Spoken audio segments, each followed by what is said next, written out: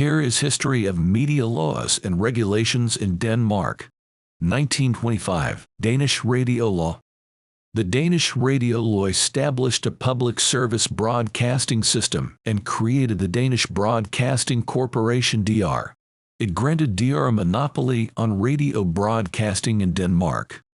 1948, Danish television law.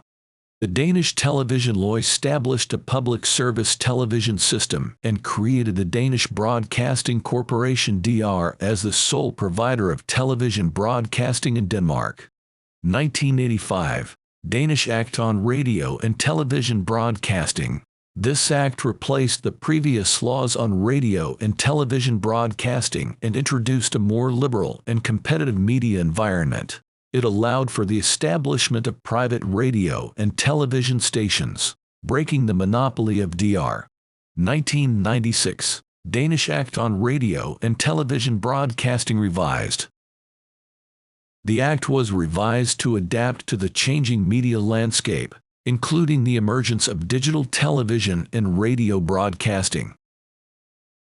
It also addressed issues related to the protection of minors from harmful content. 2000, Danish Act on Radio and Television Broadcasting amended. Amendments were made to the act to further liberalize the media sector and promote competition. It introduced provisions for cross-media ownership and addressed the regulation of advertising on radio and television. 2004, Danish Act on Radio and Television Broadcasting revised.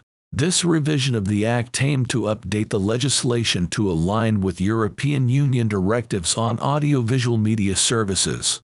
It incorporated provisions related to media concentration, program content, and protection of minors. 2013, Danish Act on Radio and Television Broadcasting amended. The Act was amended to reflect changes in the media landscape, particularly the transition to digital broadcasting and the convergence of media platforms. It also addressed issues such as media ownership concentration and cross-border broadcasting.